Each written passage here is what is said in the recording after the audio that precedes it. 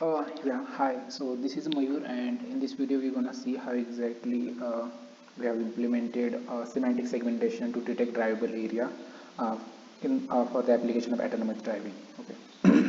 So before going there for semantic segmentation, let me tell you about like what exactly we are doing in case of the semantic segmentation. So in case of the classification or like recognition problem, we just try to see what sort of means is there any object in that image or not.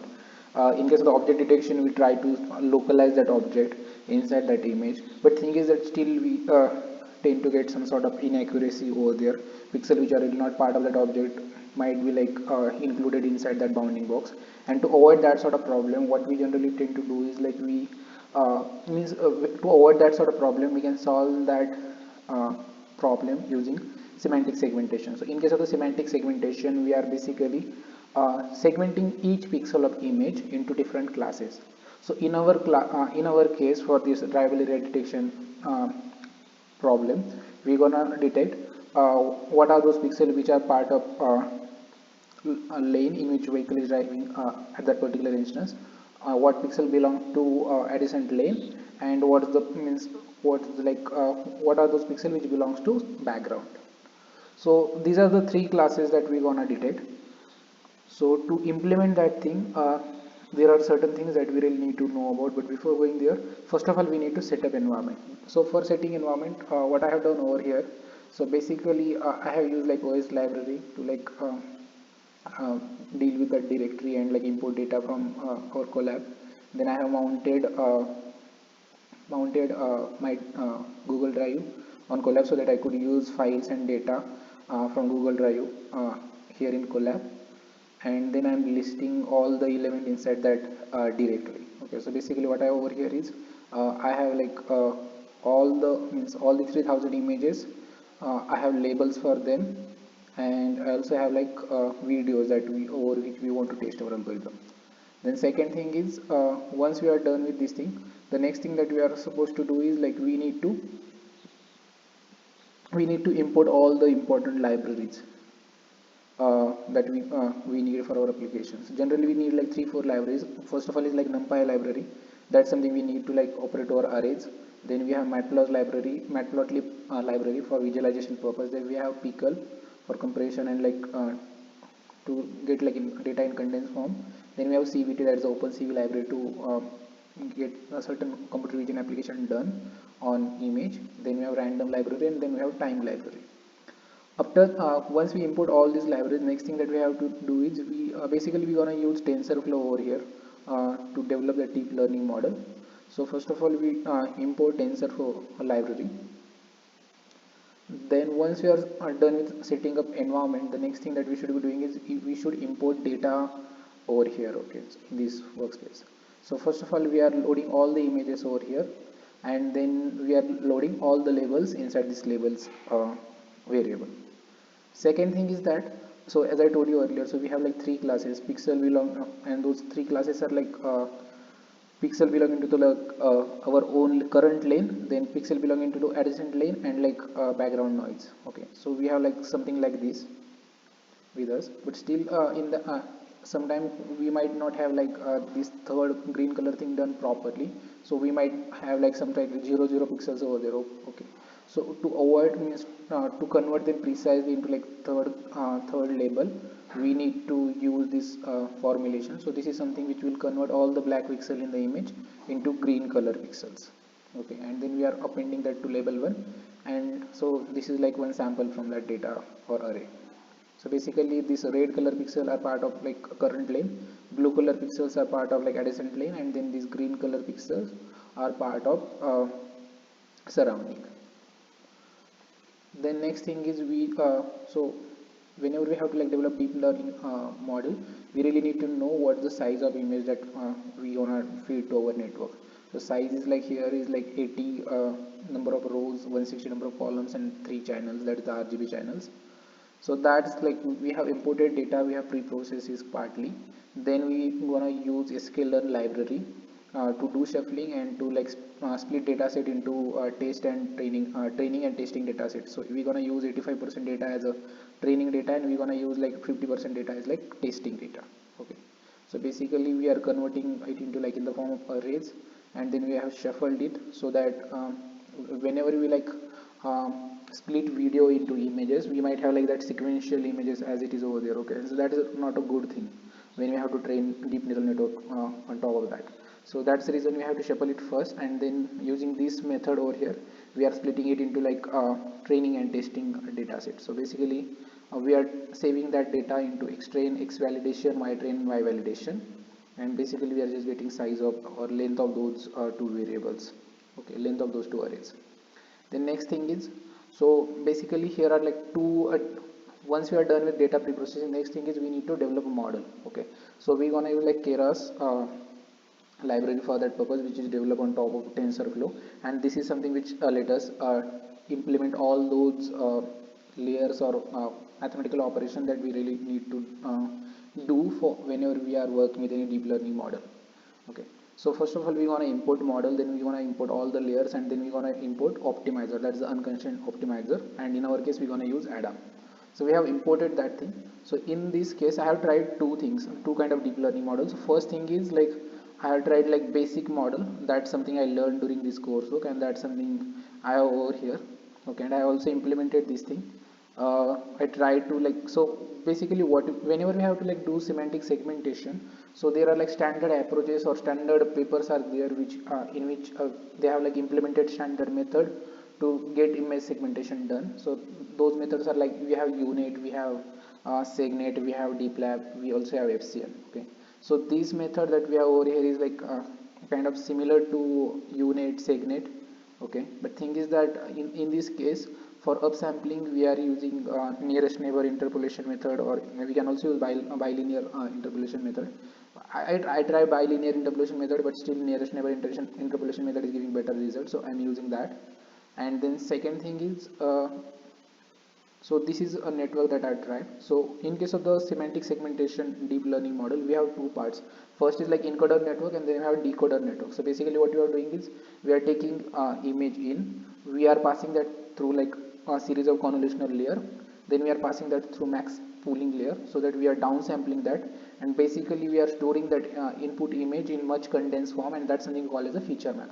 Once we reach to the level of feature map, what we are doing is thing is that we really want to have like one channeled image at output, and to reach original size of that image, what we need to do is we need to upsample it. So that's the first requirement. So basically all those layers which we have written here in encoder part, those are like up to this part. So basically we have like convolution layers, and then we have like max pooling layers. We have also used batch normalization so that we could have like a higher learning rate and higher speed over there. Okay, but thing is that once we are done with this encoder thing, next thing is we need to decode it, and we have to use upsampling layer. So upsampling, we have to use various methods available out of, so I have learned like 5 methods over here, like nearest neighbor, then bilinear, then bed of nails, then max unpooling, and then transpose convolution. So for this thing we have used like nearest neighbor interpolation method for upsampling, and then second thing is we are just like applying like convolution up means convolution layered after that. Okay, we have also used dropout rate to avoid like underfitting, and then at the end we have used this convolutional 2D layer, means one by one convolutional 2D layer, so that we could get like only one channel means. So thing is that we use one by one convolutional layer to prioritize number of features in our feature space along like that direction of depth. So we are using one by one, and then we are like restricting to the size of 3. Okay, and in our case we have like 3 channels, that's the reason it's 3. If we have like less channel or if you have more channel, we can change this number.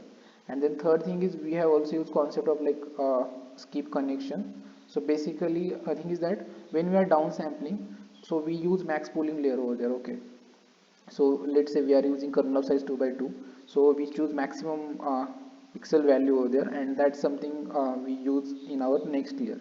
But thing is that when we have to like reconstruct same image from like its earlier or like its next version, in that case while doing upsampling we really need to understand, or we should really know where exactly that maximum pixel value was. Okay, and to do that what we are doing is basically we are like adding these two layers together, and then we are like processing this thing further. So that's something will allow us to identify where exactly that maximum pixel value was, and based on that we can do upsampling much efficiently. Okay, and basically that's like max unpooling thing, and that's like very common in case of the segment, and that's something I've implemented over here as well. Okay, so thing is that in case of the SegNet, we have like 13 convolution layers and 13 convolution layers inside encoder, and same number of layer inside decoder as well. But thing is that while doing upsampling, we need to do that using max unpooling method, and we have to use try rate of like 2 by 2. Okay, over there, and that's the reason we need to like use additional method over here. So it's here. So I tried both, and like for SegNet we should have like 13 layers over there, so I have just used like 8 layers for now, and I'm trying over that thing. It's giving good result, but still as compared to this method, the earlier method seems like more accurate, so I have used that method only to like continue with this project further. So I have this model with me, and then I have like call this function, and I'm getting model, and this is the summary of this model that I can we can see over here. So this is the entire network that we have. Then we need, once we have like model ready with us, we need to compile it. We have to, basically like we have model with us, so basically it's like creating a graph. So next thing that we need to do is we need to select optimizer, then we need to select loss function to calculate error. So in this case we are using categorical cross entropy because we are going for multi-class classification problem, and then we are using accuracy as a matrix. So based on these three things arguments, we are compiling our model, and based on data that we have pre-processed, we are like we are fitting this model to this. So if you see over here, uh, I have trained it for like 20 epochs, and like training accuracy started with 76%, and validation accuracy is like bit less than that in the beginning, and at the like 20th epoch, training accuracy is 93% and validation accuracy is like 92.8%. So both of them are like kind of same, so I would like consider this like generalized network, but yeah, in like in principle we should be getting higher validation accuracy than that of like training accuracy. So I will consider this like generalized and balanced model, but still the this accuracy is really not enough because I have trained it on 3000 images and I'm getting some errors. So I'll also try to improve it further. Okay, so once we train this network, we have to now to this network we have to feed our image, and then we have to see what sort of output we get. Okay, so basically this is this is where we are doing this entire thing. So basically we are taking input image, then we are getting like dimension for that image, like what's the height, what's the width, and what's the depth of that image. Then we are like creating copy of that image and storing into network image variable, then we are resizing it so that we could feed it to network. Then we are like making it compatible so that we could feed it to like this prediction model, and then we are getting predictions. So basically it's in the normalized range of 0 to 1, so we have to like again like change this so that we could have like a range of 0 to 255, and then using this method over here that we have written over here, we are like separating RGB values. So in our case we are just interested in R thing. Okay, means pixel which are part of current lane. So what we are doing is like we are creating like two blank channels, or like two blank layers, and which are like these two layers is something we are like stacking over this red layer, and that's how we are getting lane image. And then we are this lane image is something we are adding on top of our base image, that's the input image, and that's all. So this layer is somewhere I'm checking how exactly my algorithm is performing. So this image is something that's the result I'm getting for that Paris dataset, or like all like that Berkeley dataset actually. So I'm getting this sort of result, so we can fairly see it over here, like all these red pixel are like part of current lane only, and it's doing well, but still it's really not that accurate. I think I really need to like do some sort of pre-processing properly to get like accurate result. But yeah, it's working fine. Then this is where I'm just like converting that thing into like array so that I could create video out of it, and that's for like Paris challenge. So I have used like CV2 video writer method, and I have created video out of it, and that video is this. I'll also upload this thing, but yeah, let me show you what I have over here. So I might need to like play with frame rate a little bit,